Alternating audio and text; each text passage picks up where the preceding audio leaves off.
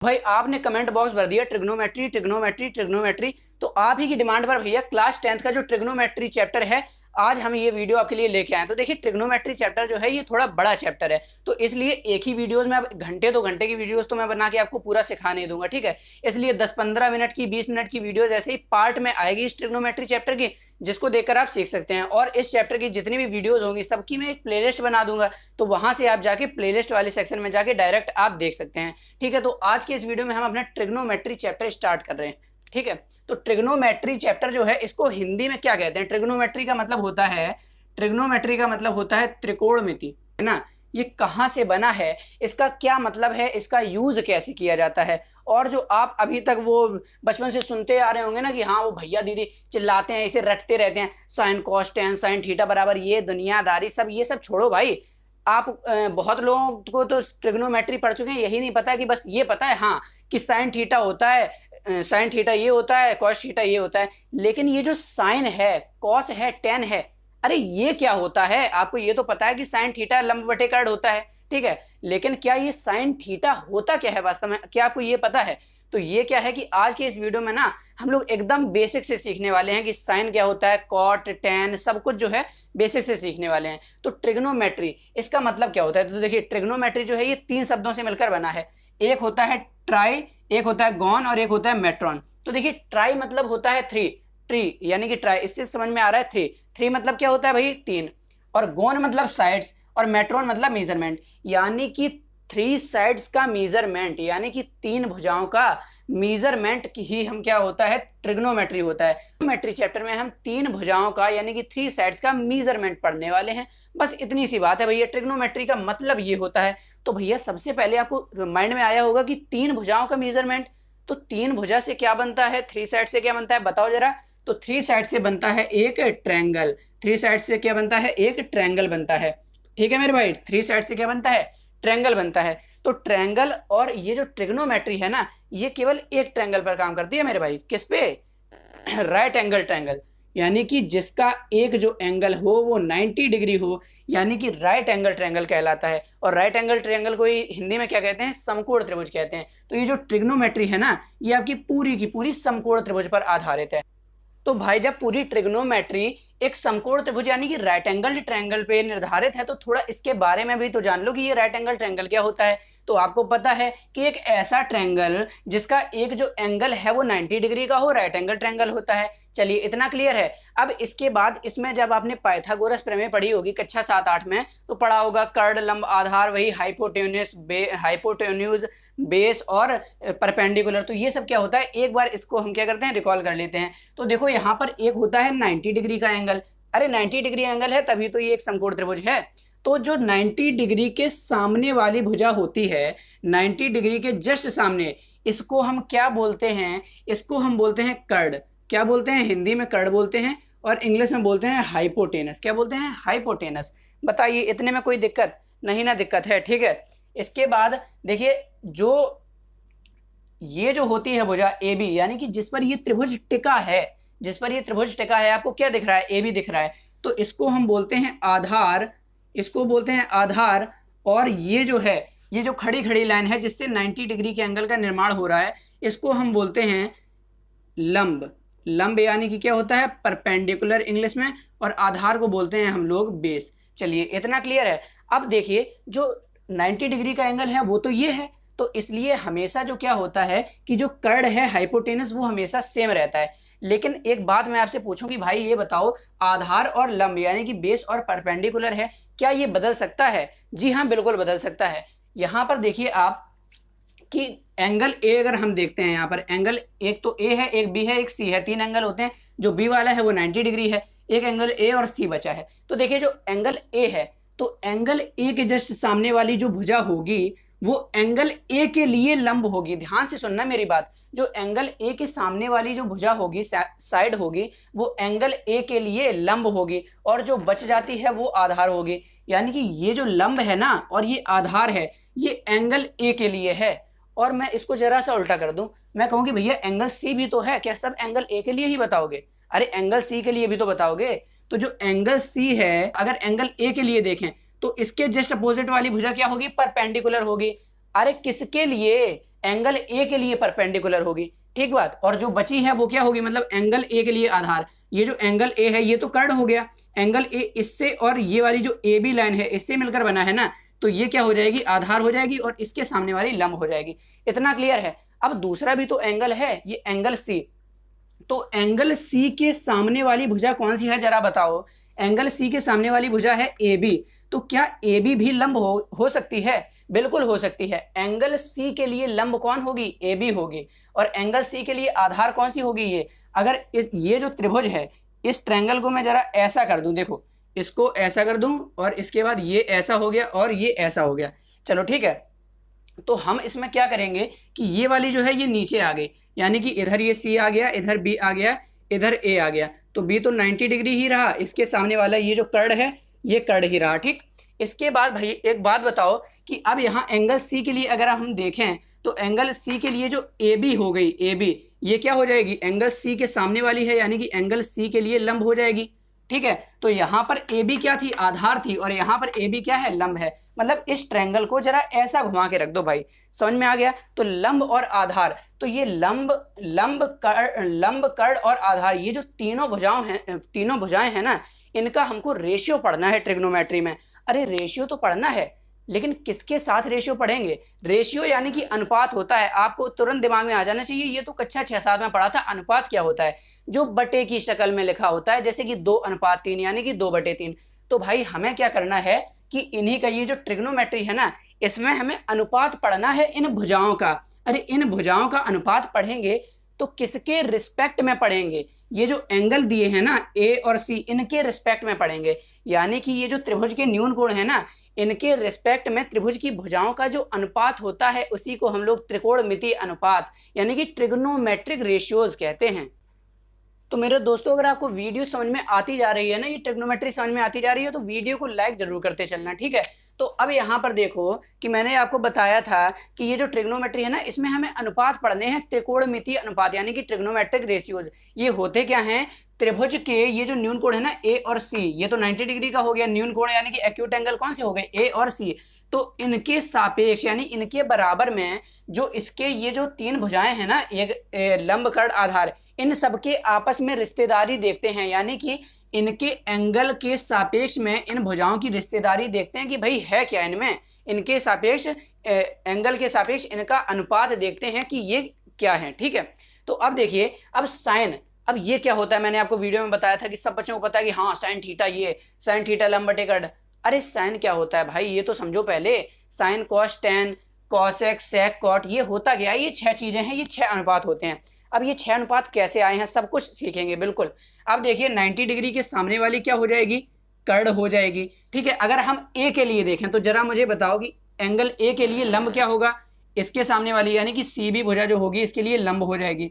और ये जो एंगल ए है ये ए बी, इसके लिए क्या हो जाएगी, आधार हो जाएगी। आप लोग मास्टर हो गए उसमें, समझ गए हो अच्छे से, ठीक है। कर्ड चेंज नहीं होता है, लंब और आधार चेंज हो सकता है, अदल बदल सकते हैं एंगल के हिसाब से। किसके हिसाब से, एंगल के हिसाब से। अब कर्ड क्यों नहीं बदलता है, क्योंकि 90 डिग्री का तो एक ही एंगल होगा ना इसमें, और एंगल ए और सी के लिए लंब और आधार बदलते रहते हैं। एंगल ए के लिए ये लंब है तो एंगल सी के लिए अगर देखेंगे तो ये आधार क्या होगा, एंगल सी के लिए लंब हो जाएगा। चलिए इतना समझ में आ गया।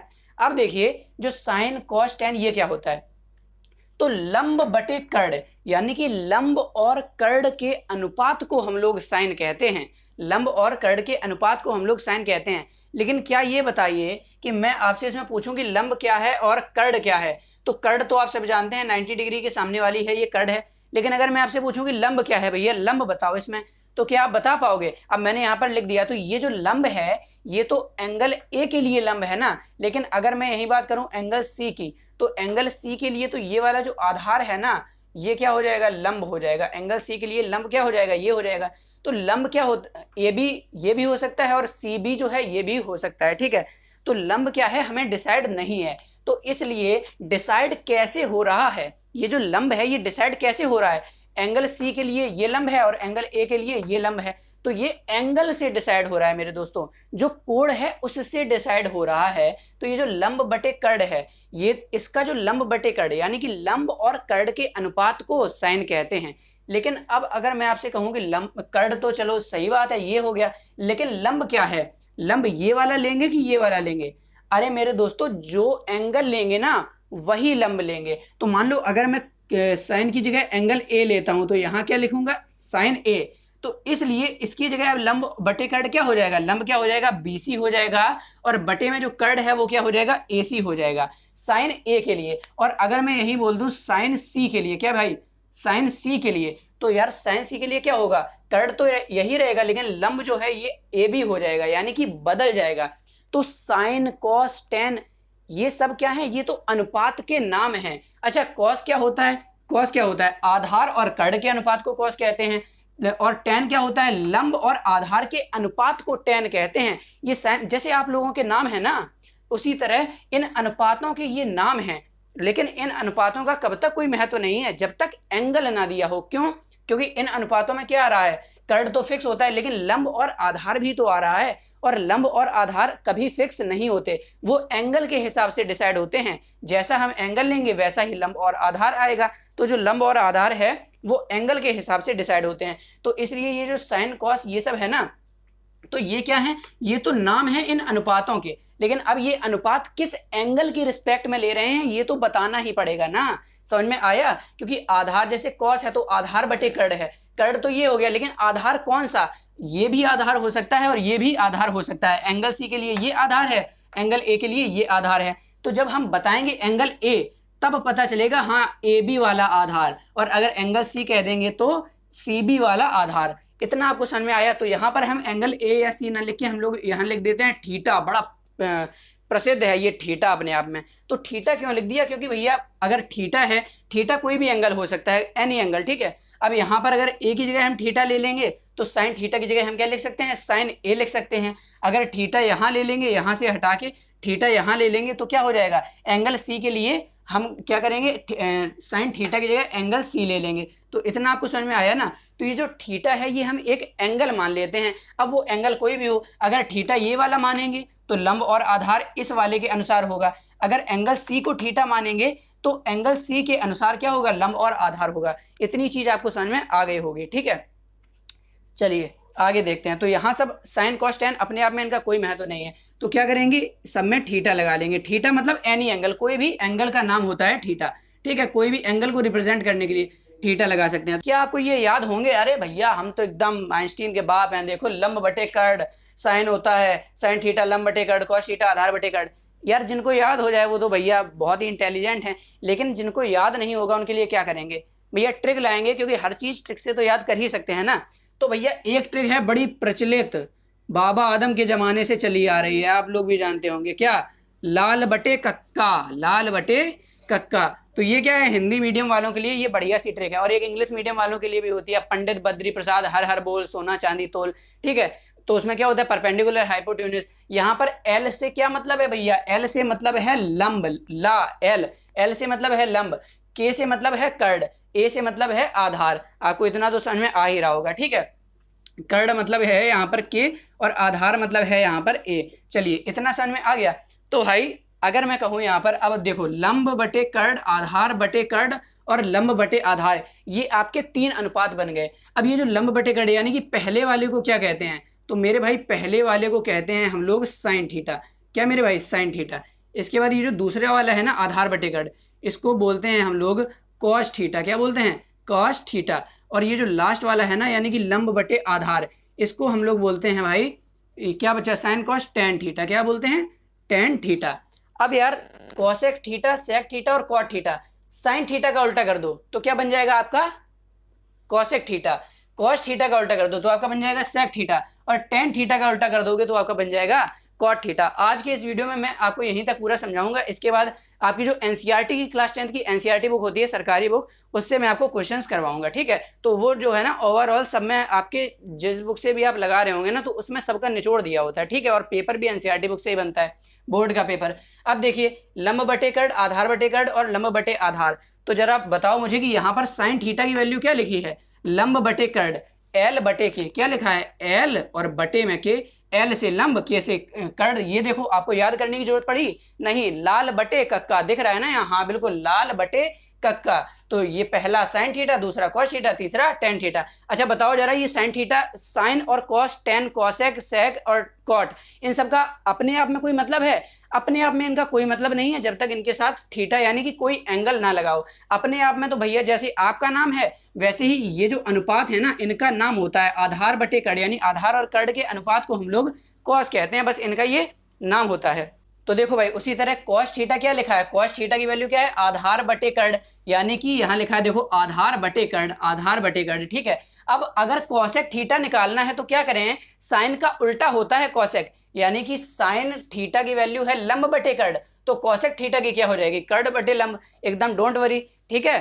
तो क्या हो जाएगा इसका, इसी तरह टेन थीटा, टेन क्या है, टेन तो एक नाम है, किसका नाम है, लंब और आधार के अनुपात का नाम है टेन, लेकिन टेन थीटा लग गया। अगर मान लो एक जगह थीटा लगा होता तो यहाँ पर लंब और आधार होता, वो किसके लिए होता, ए के लिए होता, यानी कि ये जो सी बी लाइन है ये हो जाती है आपकी लंब और ए बी लाइन हो जाती है आधार। तो इतना तो आपको समझ में आया होगा कि ना, कि आधार और लंब क्या होता है, एंगल के हिसाब से डिसाइड होता है, ठीक है। इसीलिए कॉस के साथ जो थीटा रखा जाता है ना, अब आप यहाँ थीटा रखेंगे तो उसका मान अलग आएगा, और इस जगह थीटा रखेंगे तो उसका मान अलग आएगा। अब यहाँ पर अगर थीटा रखा है तो आपको किसकी वैल्यू निकालनी होगी, टेन ए की वैल्यू निकालनी होगी।